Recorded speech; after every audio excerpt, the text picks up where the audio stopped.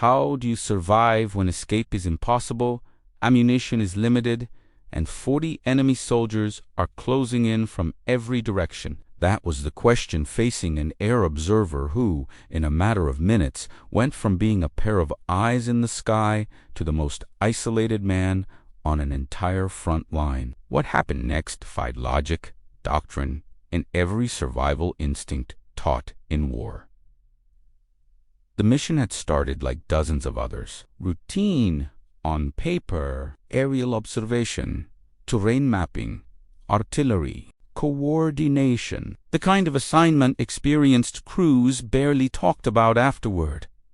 No heroics expected, no medals imagined. Just another flight over contested ground, another set of coordinates past 2 batteries miles away. But wars rarely respect routines, and the moment his aircraft was forced down behind enemy lines, the rules of the battlefield changed instantly. On the ground, silence felt heavier than gunfire. No friendly units, no radio contact, just broken terrain, drifting smoke, and the growing realization that he had landed in a sector the Germans controlled completely. At first, the observer believed speed and concealment might save him. Move quietly, stay low, avoid roads, standard evasion, logic. But within minutes, that illusion collapsed. Shapes appeared between trees. Shadows moved with intent. Voices carried in German, calm and confident. This was not a chance encounter. This was a hunt. The count came fast. Too fast. 10 soldiers to the east, more to the south, movement behind him. Then the worst realization of all. This was not a patrol. It was a coordinated encirclement. By the time he reached higher ground and dared to look back, the number was undeniable. Around 40 German soldiers were tightening the ring. Infantry, disciplined, armed, experienced, enough men to crush a platoon, now converging on a single observer with limited supplies and no support. Fear is often described as panic, but what set in here was something colder. A narrowing of thought. Every option flashing and dying at once. Run and you are cut down. Hide and you are flushed out. Fire and you reveal your position to dozens of rifles. Surrender and you gamble your life on the mercy of men trained not to give it. Every traditional response led to the same endpoint: capture or death. This was the moment most soldiers later described as the breaking point, the instant where training gives way to instinct, and instinct usually fails. Yet something unusual happened in that silence. Instead of panic, the observer felt clarity, not bravery, not confidence, calculation. He understood something the soldiers surrounding him did not. They believed they had already won, and that belief was a weakness. From his position, he could hear their coordination. Short commands, controlled movement, no rush. They expected a frightened man trying to slip away or curl into cover. They expected resistance or surrender. What they did not expect was initiative, especially not from someone they already considered trapped. The observer checked what little equipment he had left. Not much. Certainly not enough to fight 40 men head-on. But war is not decided only by firepower. It is decided by perception, by what one side believes about the other. And in that moment, surrounded and outnumbered, the observer realized the battle was no longer physical. It was psychological. The German soldiers believed they were closing in on prey. They believed time was on their side. They believed the man they hunted was reacting to them. That assumption would shape every move they made next, and it was exactly that assumption the observer decided to exploit. As footsteps drew closer and the circle tightened, he made a decision that ran against every survival manual ever written. A decision so unexpected that it would momentarily freeze the very men trained to kill him. The kind of decision that turns certainty into hesitation. And hesitation in war is often fatal. What he chose to do next did not rely on strength, speed, or numbers.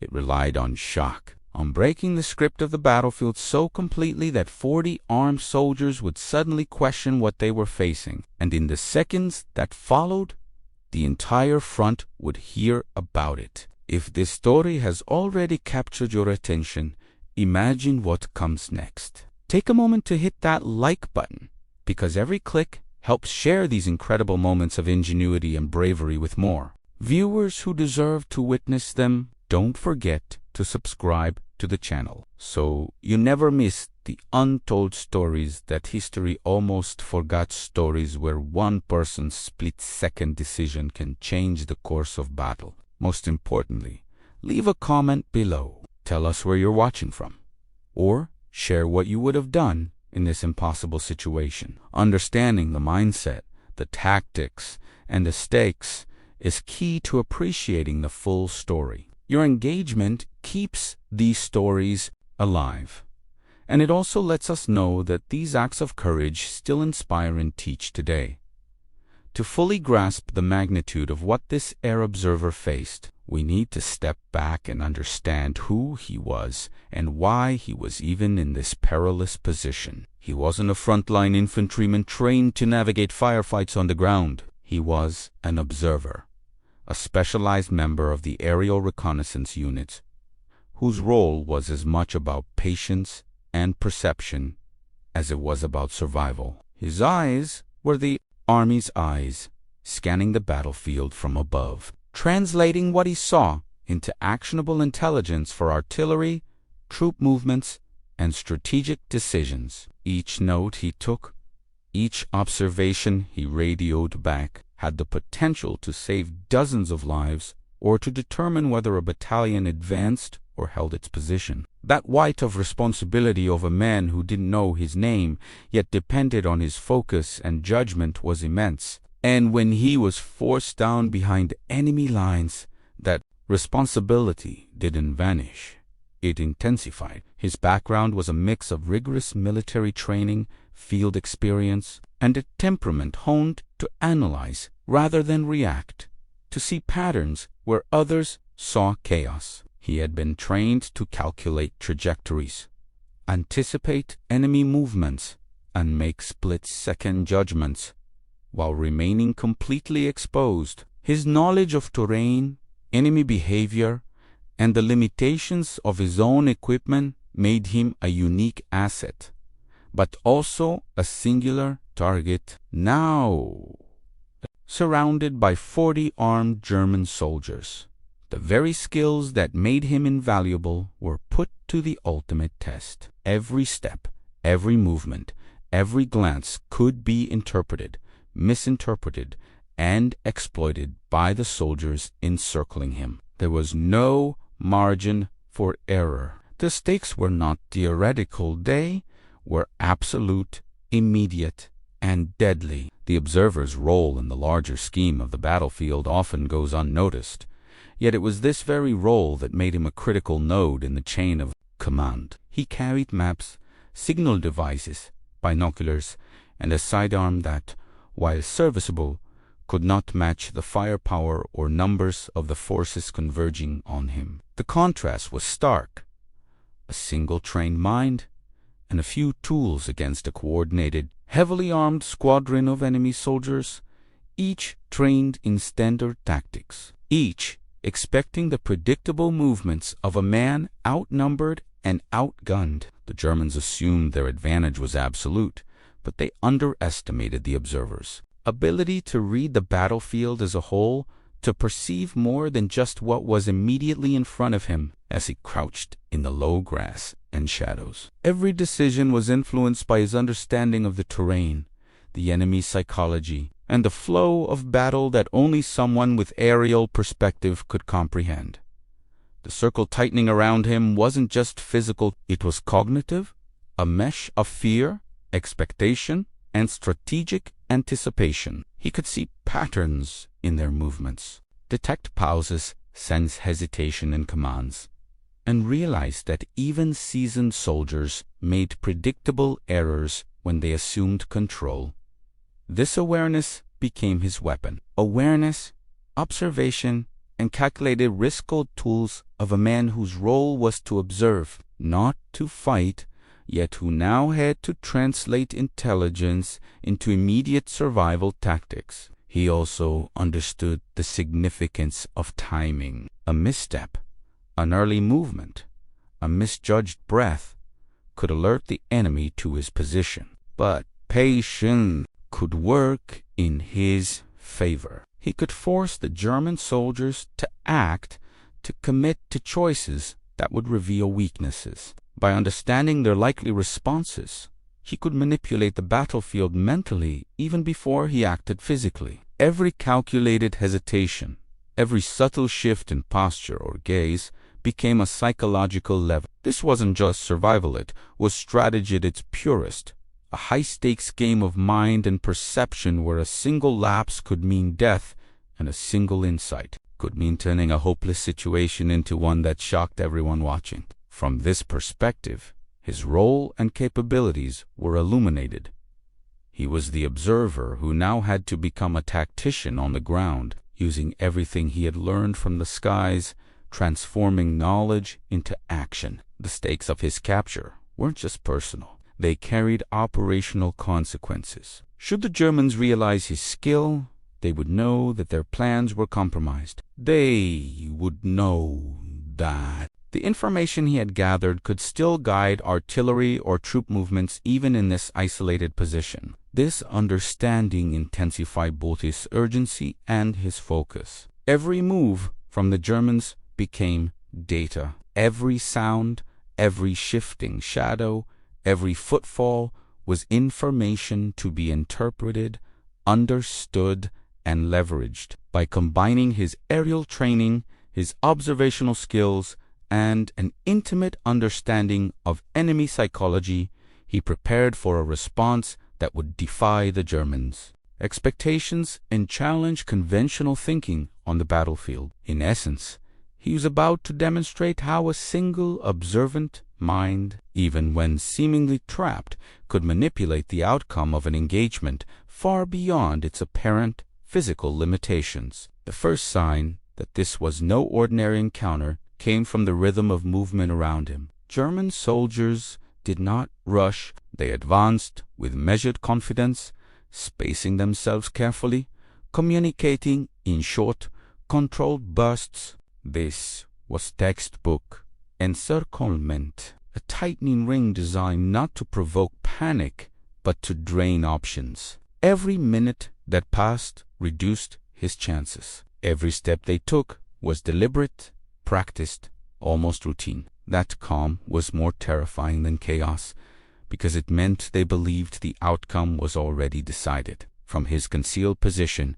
the observer began to map the circle in his mind. Not just where the soldiers were, but how they were thinking. He counted boots on dirt, estimated distances by sound alone, tracked the pauses between commands. To the north, movement slowed, likely waiting for the southern element to close the gap. To the west, two voices overlapped repeatedly, suggesting a small command unit coordinating the sweep. This was no random patrol that had stumbled onto him. This was a deliberate net, thrown with precision. Then came the moment that erased any lingering hope of escape. A burst of shouted German echoed across the terrain, sharp and confident. It wasn't a warning. It wasn't a demand. It was a confirmation. They knew exactly what they were dealing with. An air observer. Someone valuable. Someone worth capturing alive, if possible. That realization changed everything. When the enemy wants you alive, time stops working in your favor. They stop rushing. They stop taking risks. They squeeze. As the circle tightened, the numbers became undeniable. This wasn't 10 men or 20.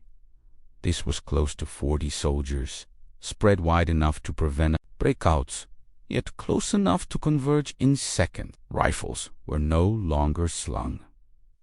Bayonets glinted faintly. The observer understood the geometry of death forming around him. Any movement in the wrong direction would trigger fire from multiple angles. Any attempt to hide deeper would only delay discovery. The Germans were not searching blindly. They were compressing space itself. Psychologically, this was the moment most men broke. The human mind is not built to process inevitability well. Panic usually fills the gap where hope disappears. But instead of panic, something else took over. Focus. Not the sharp adrenaline spike of fight or flight, but a cold, narrowing clarity. When options vanish, imagination either collapses or becomes dangerous. His did the latter. He realized the Germans were operating on a single assumption, that he was reacting to them, that he was afraid, that he was shrinking inward as the circle closed. Their movements reflected that belief. Slow advances, controlled spacing, patience. They were hunting prey that runs or hides. They were not expecting resistance that defied logic. And that expectation shaped their behavior in subtle but critical ways. Soldiers on the perimeter relaxed slightly, trusting the formation. They communicated openly, confident their advantage was overwhelming. No one anticipated an aggressive response from the center of the ring. After all, who attacks 40 men alone? The observer began to notice small flaws emerging from that confidence. Slight overlaps in coverage. Brief moments when two groups assumed the other was watching a sector. A fraction of hesitation when commands had to be relayed across the circle. These weren't mistakes in discipline. They were blind spots created by certainty. Achi the observer faced the cruelest paradoxal combat. Doing nothing guaranteed defeat, but doing something conventional guaranteed the same outcome faster. If he ran, they would shoot. If he fired, they would converge. If he surrendered, his fate would be sealed by interrogation rooms and uncertainty that often ended worse than a bullet. Every standard path led to collapse, but unconventional paths don't appear unless the mind is willing to abandon logic as taught and replace it with logic as lived. The observer understood that fear is contagious, but so is confusion. And confusion spreads faster when it comes from the direction no one expects. As the Germans drew closer, one of them shouted, again, louder this time, carrying authority. It was not a command to fire. It was a command to close in. They wanted to see him, to control the moment. That desire, more than hatred or aggression, revealed their vulnerability.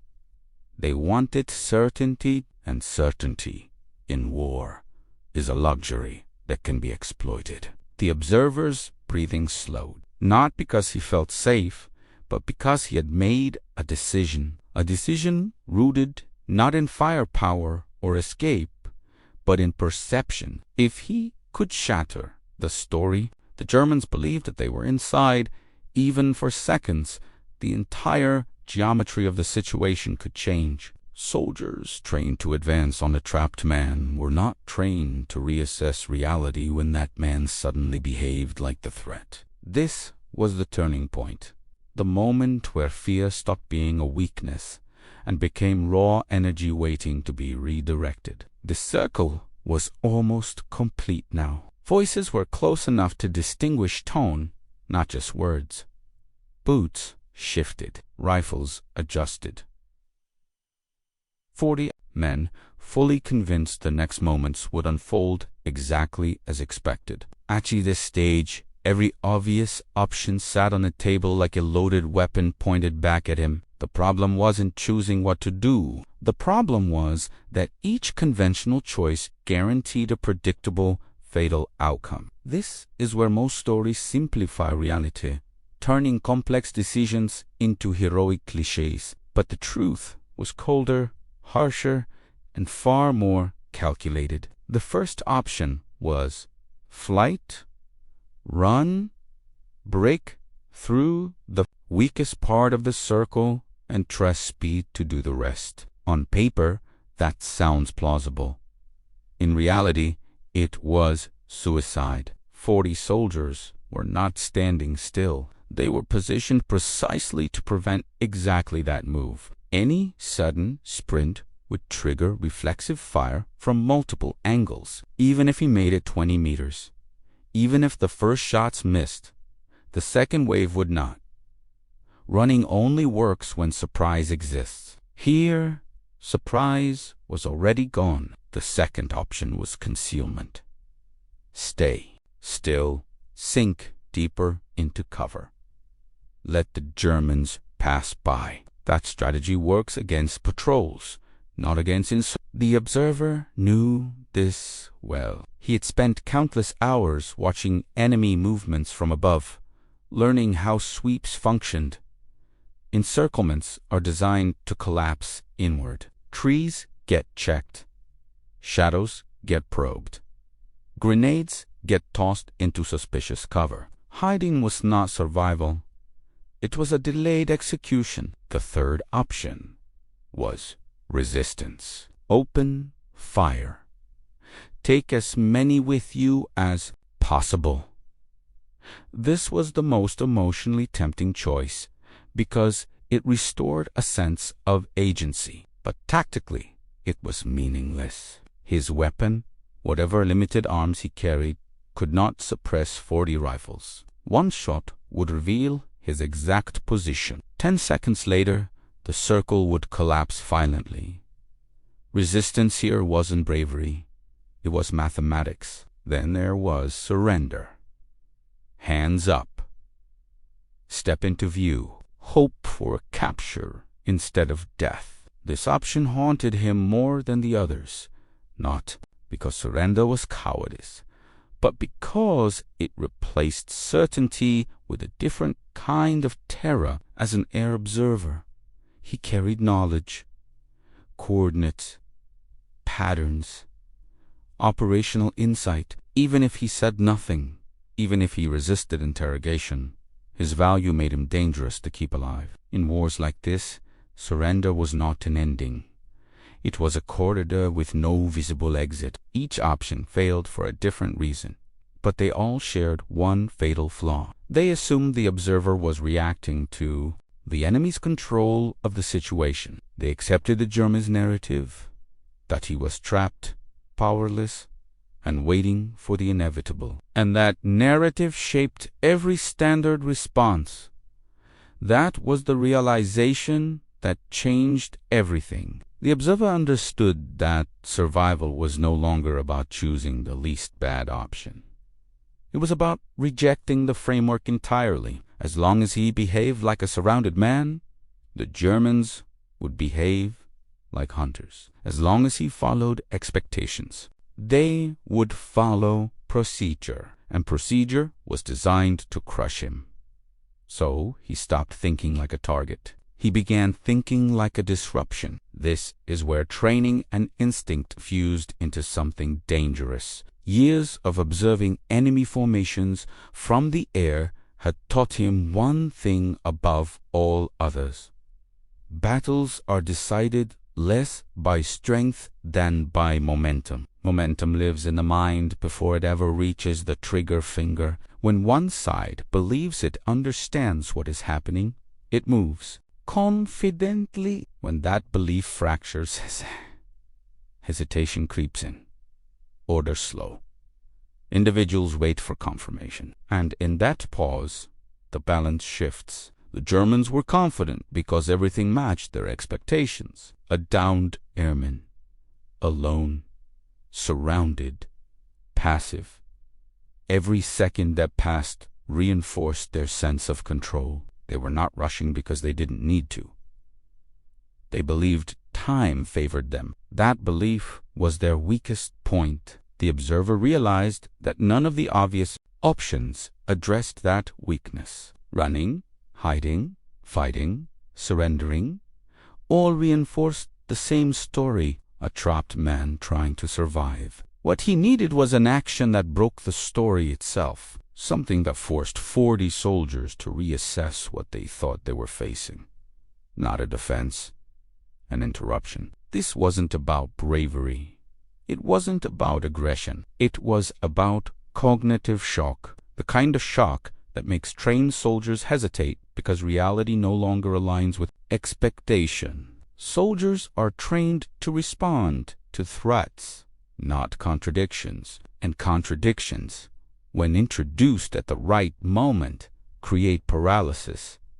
The observer waited, not passively, but deliberately. He listened to the spacing of footsteps, to the timing of commands, to the subtle confidence in the voices around him. He needed the circle tight enough that his action would reach everyone at once, but not so tight that he had no room to move. This was the narrow window where the impossible became conceivable. He accepted something crucial in that moment.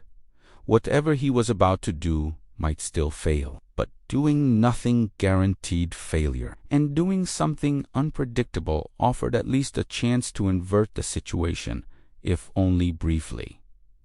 The Germans were about to close the final distance. Rifles were raised. Voices were close enough now that he could hear individual accents, individual breaths. They believed the next moments would be routine. They had no idea that the most dangerous phase of the encounter was just beginning. This was the instant where the observer stepped completely outside the logic of survival as it is usually taught. Manuals train soldiers to preserve life by minimizing exposure, reducing risk, and reacting proportionally to threats. What he was about to do violated all three principles at once. But manuals are written for averages, not for moments when averages collapse. The decision did not arrive suddenly.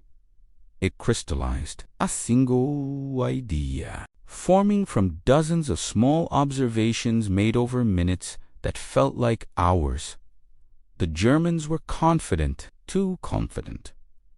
Their formation assumed fear at the center of the ring. Their spacing assumed passivity. Their voices carried the tone of men already rehearsing the aftermath, not the fight itself. They believed control was permanent. That belief was about to be used against them. Instead of shrinking inward, the observer did the opposite.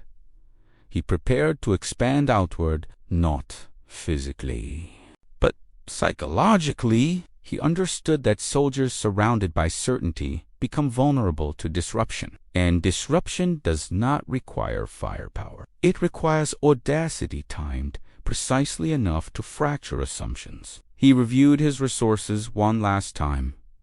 Minimal equipment, limited ammunition, no reinforcements, no escape route. On paper, nothing had changed, but mentally, everything had.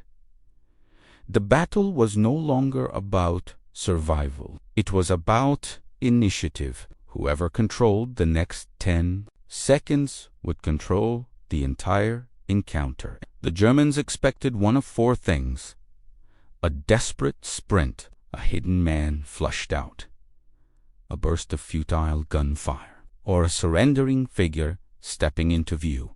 They were prepared for all of them. What they were not prepared for was command. They were not prepared for authority coming from the center of the ring.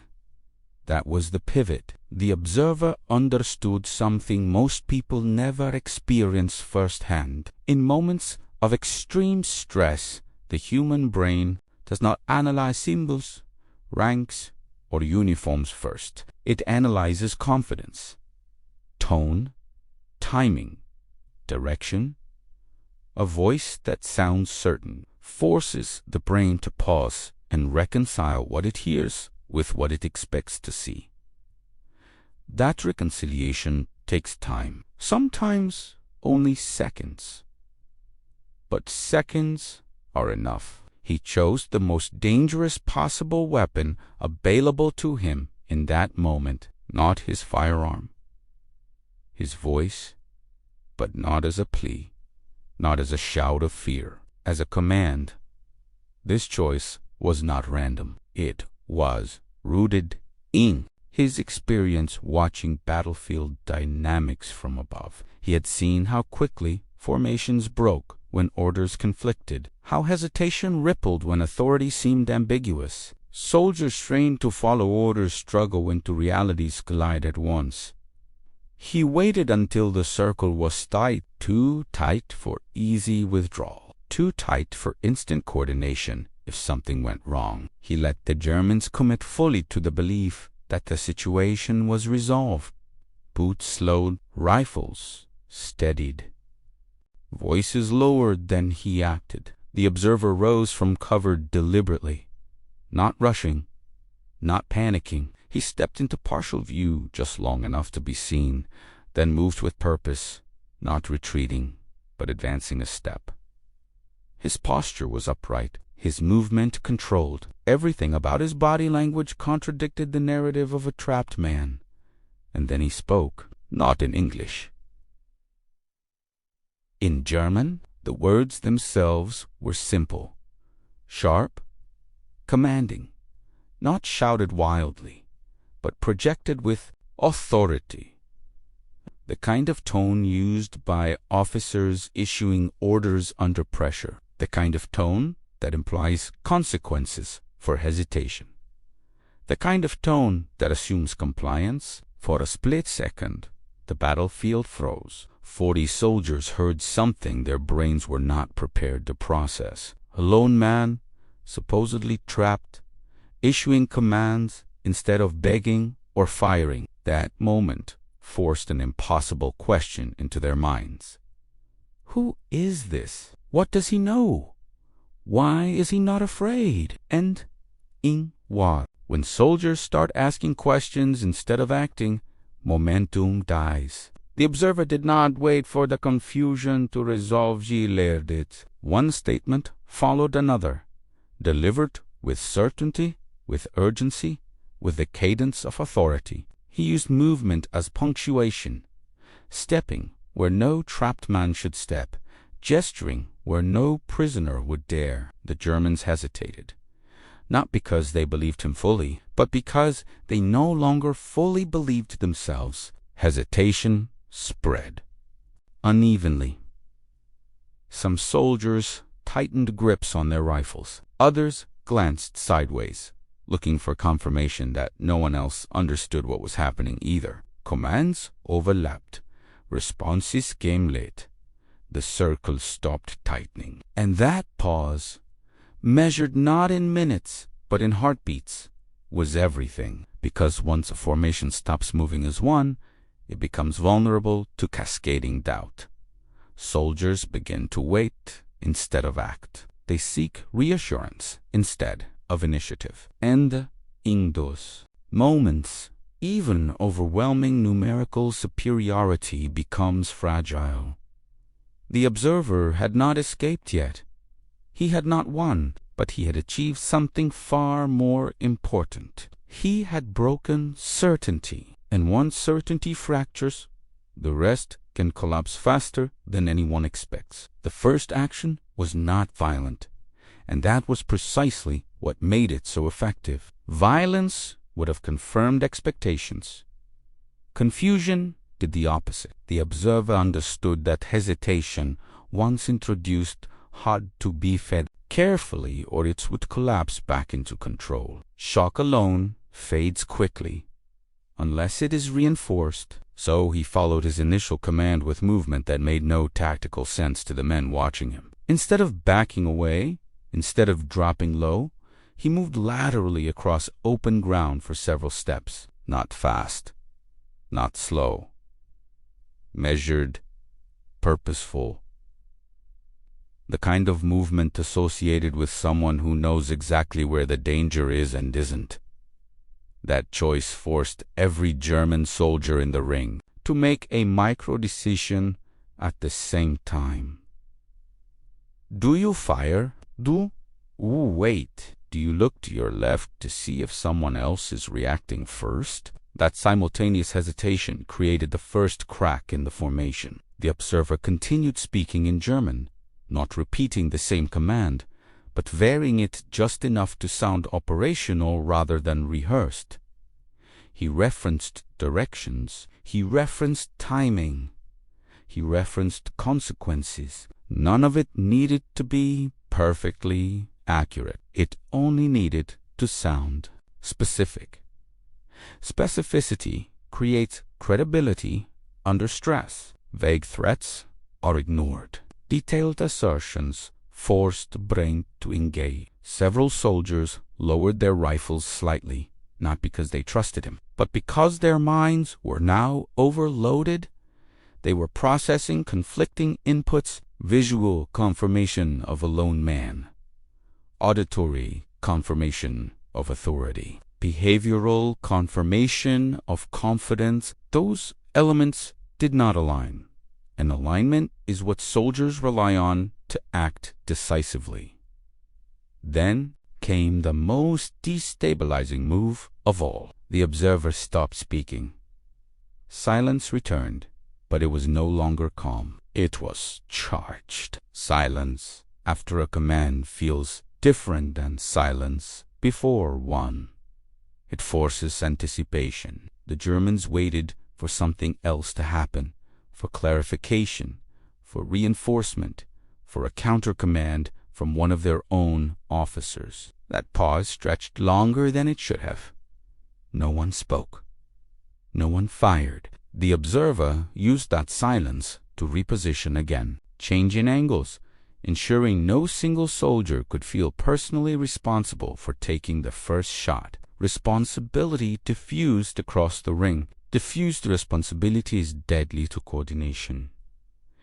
Everyone waits for someone else to act. At least one German soldier finally shouted a question. Not an order, a question. That distinction mattered.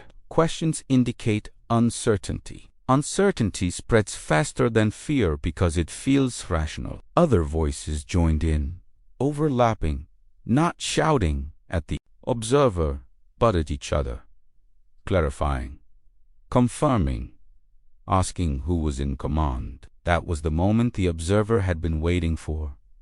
He re-engaged verbally, sharper now, more urgent. His tone shifted subtly from authority to impatience. Impatience suggests superiority. He implied consequences for delay. He implied that their hesitation was already a mistake. He did not threaten them directly. He threatened what they might not know yet. The Germans' mental picture of the battlefield began to fracture. Some believed this was deception. Others believed it was a trap.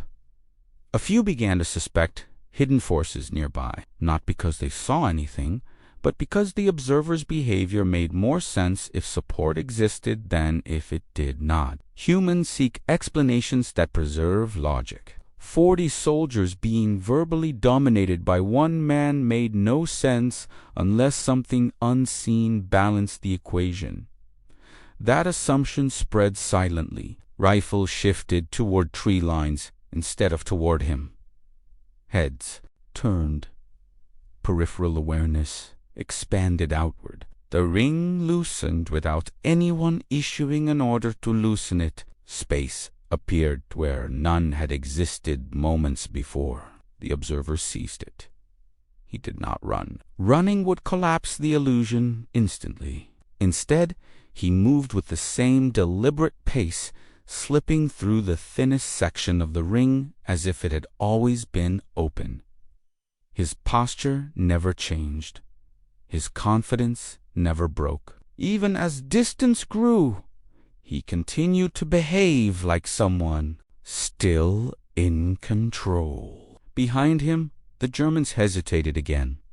Firing now felt wrong. Shooting a man who walked away without fear contradicted the danger signals their brains relied on. No one wanted to be the one who made the wrong call. No one wanted to be responsible for triggering something they did not understand. By the time someone finally shouted to fire, the moment had passed. The observer disappeared into terrain that seconds earlier had been inaccessible. The ring collapsed inward, not around him, but into confusion.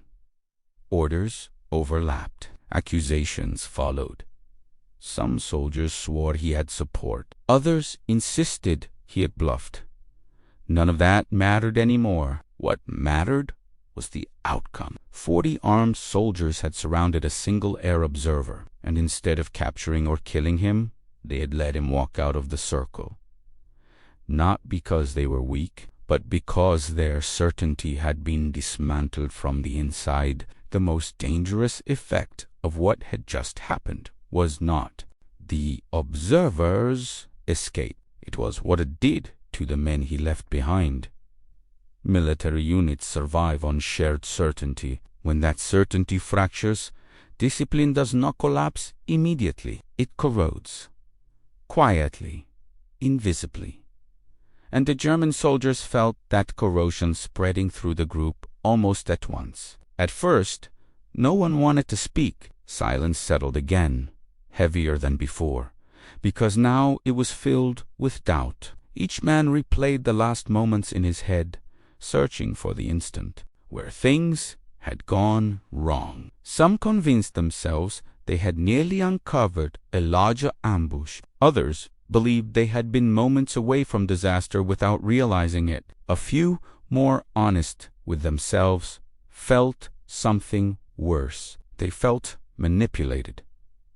That feeling was deeply unsettling. Soldiers are trained to accept danger, pain, even death. What they are not trained to accept easily is the idea that they were outplayed without a single shot fired. That realization attacks competence, not courage. And competence is the foundation of trust within any fighting unit. Arguments began quietly. Why hadn't someone fired sooner? Why had orders been unclear? Who was actually in command during those seconds? Voices stayed low, but tension climbed. Every explanation contradicted another. No version of events fully made sense, and that lack of clarity became its own threat.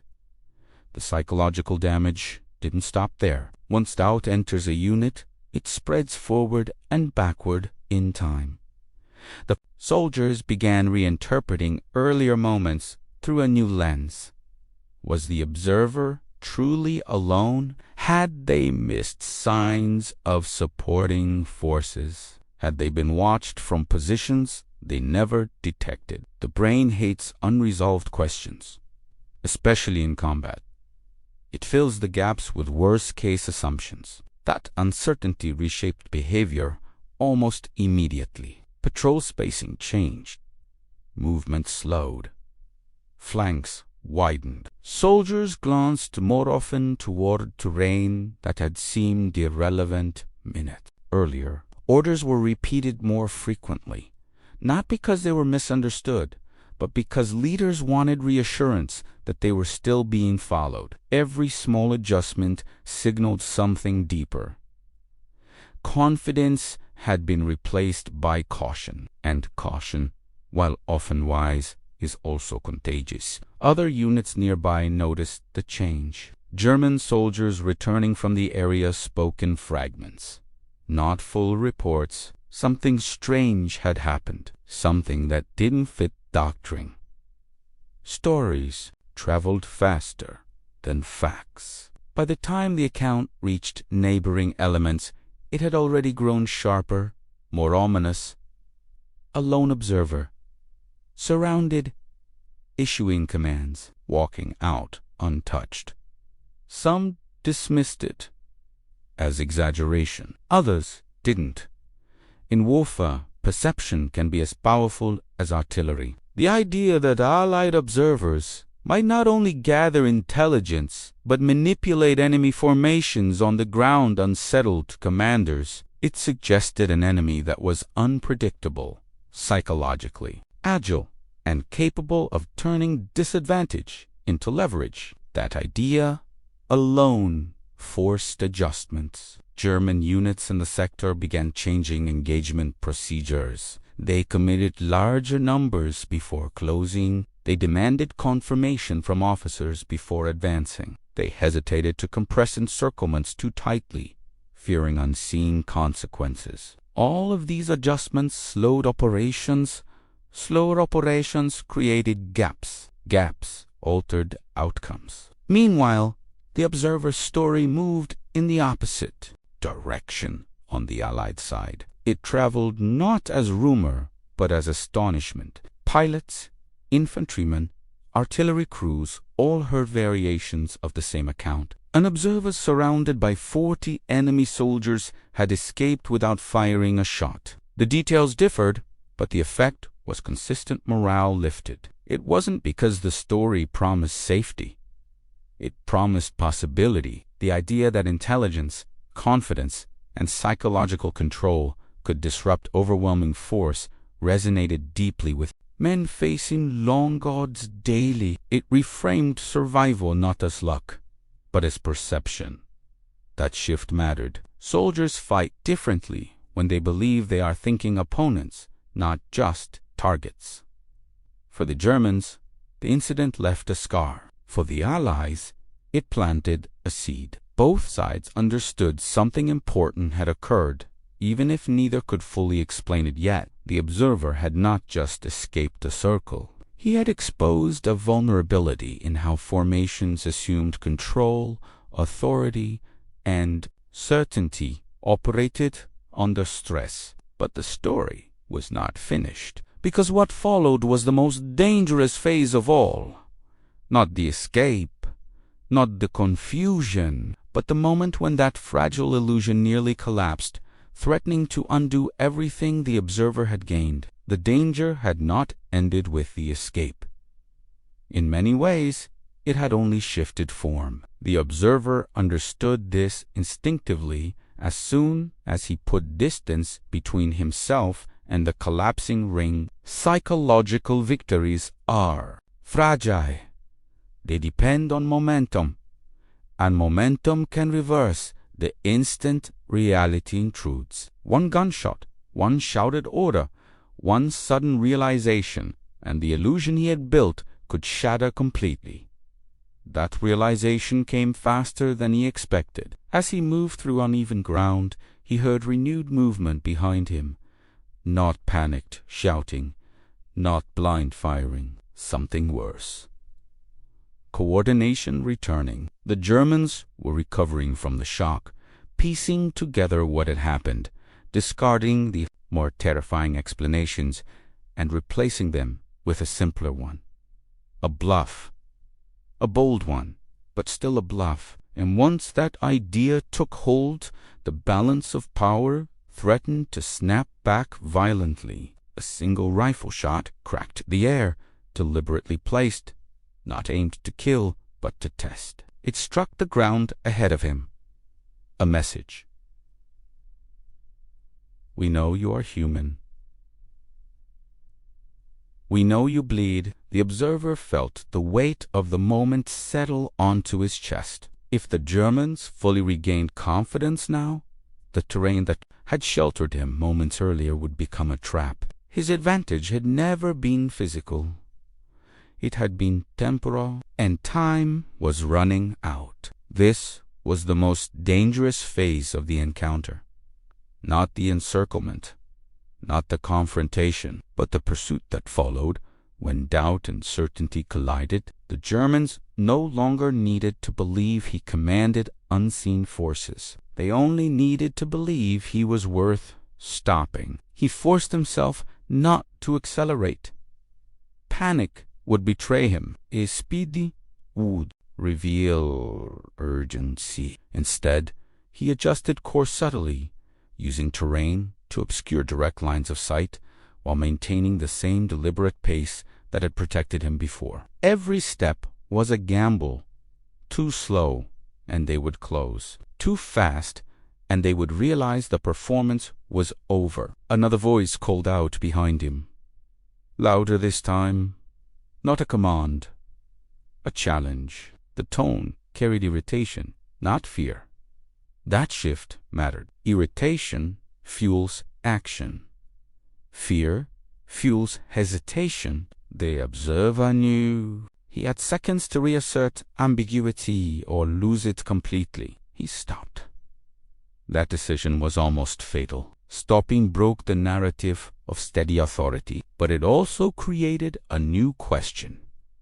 Why stop now? He turned slightly, not fully facing them, just enough to be seen again. He raised one hand, not in surrender, but in restraint, a universal gesture. Wait. For a brief moment, uncertainty surged again. The Germans slowed, recalibrating. That pause bought him exactly what he needed. Not escape, not victory, distance. He used the terrain one final time, moving toward a line of broken ground that concealed his descent. The Germans advanced cautiously now, torn between aggression and doubt. That internal conflict slowed them more than any obstacle. Then the illusion finally broke. A shout cut through the hesitation, sharp and unmistakable. Fire! Several rifles discharged almost simultaneously. Bullets tore through the space he had occupied seconds earlier. The sound confirmed what he already knew. The psychological advantage was gone. The encounter had shifted back into raw physics, but by then it was too late for them. The observer vanished into cover just as the Germans committed fully. They searched hard after that, aggressively, methodically, but the moment of clean opportunity had passed. Their hesitation had cost them the only window where capture or kill was guaranteed. Hours later, reports would circulate of a man who should not have escaped, who almost didn't, who survived on the thinnest margin between confidence and collapse. That narrow escape became as important as the initial confrontation, because it proved the tactic was not magic. It was timing precision, an absolute control of one's own fear. The observer reached friendly lines, exhausted, shaken, but alive. And the story he carried back was no longer just about survival. It was about how close everything had come to unraveling, and how easily psychological warfare can fail if pushed a second too far. What happened next would ensure that this incident was not dismissed as a fluke, but recognized as something that demanded attention across the entire front. The aftermath traveled faster than the observer ever could. By the time he reached friendly lines, the story had already begun to mutate, sharpen, and spread. What started as a near-fatal encounter was quickly transformed into a narrative that unsettled one side and energized the other. On the German front, reports were cautious, fragmented, and deliberately vague. Commandos disliked incidents that could not be neatly categorized. A lone observer escaping 40 men without firing a shot did not fit any operational template. It suggested failure without a clear cause, and failure without cause is dangerous to morale. Official German reports reduced the event to a contact without confirmation. No names, no numbers, no conclusions, but unofficially, among the soldiers who had been there, the incident took on a different life. It became a reference point, a moment cited in arguments, in quiet warnings, in sideways glances during patrol briefings. The terrain, what had happened, was approached more carefully afterward. Encirclements were executed with heavier fire support. Orders were repeated with sharper authority, as if discipline itself needed reinforcement. That reaction alone signaled the true impact of what had occurred. The Germans were not responding to a tactical defeat. They were responding to a psychological breach. Something had slipped through their certainty, and they could not be sure it wouldn't happen again. Even units that had not heard the full story felt the ripple. Subtle changes in behavior followed. More caution, less assumption, a slight delay where speed had once ruled. On the Allied side, the effect was immediate and unmistakable. The observer's account circulated rapidly, first among air crews, then among infantry units, then through command channels, not as a boast, but as a lesson. The story was told not with exaggeration, but with disbelief. Men leaned in when they heard it, not because it promised safety, but because it reframed possibility. For observers, scouts, and forward elements operating behind or near enemy lines, the incident offered a new perspective. Survival was no longer discussed only in terms of concealment and evasion. It included presence, confidence, psychological disruption. Training officers began referencing the event informally, encouraging men to think not just about where they moved, but how they were perceived when they moved. Commanders paid attention for a different reason. The incident suggested that small, isolated elements could influence enemy behavior disproportionately if they understood human psychology under stress. It challenged the assumption that numbers alone dictated outcomes in close encounters. That insight didn't rewrite doctrine overnight, but it lingered. It surfaced in briefings, in discussions, in marginal notes on operational reports. What made the story endure was not the escape itself, but its effect on both sides sink in. For the Germans, it introduced doubt where certainty had once lived. For the Allies, it introduced agency where helplessness had been assumed. That asymmetry mattered. The observer himself never framed his actions as heroism. In his retelling, there was no triumph, only calculation and timing. He emphasized how close it had come to failure, how easily confidence could have collapsed into panic, how thin the margin truly was. That honesty gave the story weight. It was not a myth.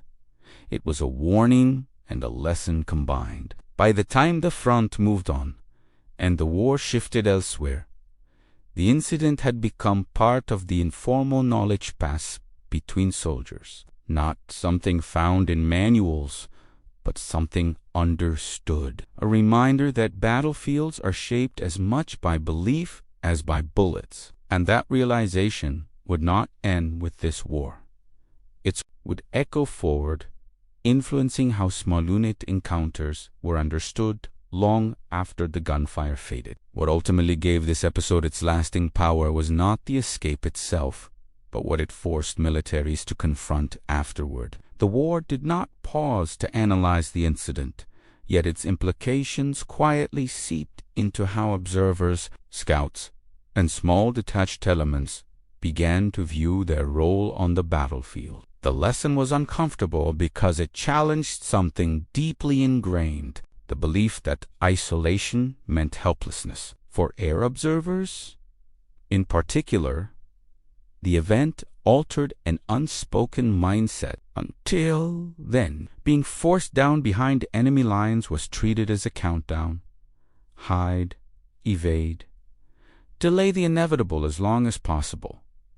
Survival was framed as endurance, not influence. After this incident, that framework cracked. Observers began to understand that their greatest asset was not altitude or radio contact, but perception, the ability to read human behavior under stress, the ability to project certainty when fear was expected. This did not lead to reckless imitation. No one believed shouting commands at enemy formations was a universal solution. What changed was subtler and far more important. Training conversations shifted. Discussions about evasion expanded to include posture, tone, and presence. Soldiers were encouraged to think about how the enemy interpreted their actions, not just how to avoid detection. Influence became part of survival. Commanders absorbed the lesson from a different angle. The incident demonstrated that numerical superiority could be undermined without firepower if assumptions collapsed at the wrong moment. That realization influenced how small units were used and how encirclements were planned. Leaders became more aware of the psychological fragility inherent in formations that relied too heavily on predictability. Control, they realized, was not just about positioning men, but about controlling narratives. The story also reinforced a truth often overlooked in doctrine. Soldiers do not fight as abstract units. They fight as human beings processing fear, authority, uncertainty, and expectation in real time. When those elements are disrupted, even overwhelming force can hesitate, and hesitation, even brief, can decide outcomes. Long after the front moved on, the incident remained a reference point precisely because it resisted simplification. It wasn't a tale of strength triumphing over numbers. It wasn't luck. It wasn't bravado. It was a demonstration of timing, perception, and psychological leverage under extreme pressure. A reminder that war is fought in the mind before it is resolved on the ground. For the observer, the experience became a private benchmark. Not a moment of pride, but of clarity. He had seen how close certainty and collapse truly are, how thin the line is between control and chaos. That understanding stayed with him far longer than the memory of the soldiers who surrounded him. And for those who heard the story afterward, it planted a quiet but enduring idea that even when surrounded, even when outnumbered beyond reason, the outcome is not decided until the mind surrenders. As long as perception can be shaped, possibility remains. If you stayed with this story until the very end, you're already part of a rare group that understands how war is fought beyond weapons and numbers. If this episode made you think, challenged your assumptions, or showed you a side of military history that rarely gets discussed, now is the moment to act. Take a second to subscribe to the channel. Stories like this don't survive unless people choose to keep them alive. Leave a like if you believe moments of intelligence, nerve, and psychological mastery deserve as much attention as brute force. And most importantly, drop a comment below. Tell us what stood out to you, or simply comment the word control so we know you watched all the way through. Your engagement directly helps this channel uncover and share more forgotten moments where a single decision changed the course of events. And before you go, make sure to watch the next video appearing on your screen now. It explores another moment in history where the outcome was decided not by strength, but by perception.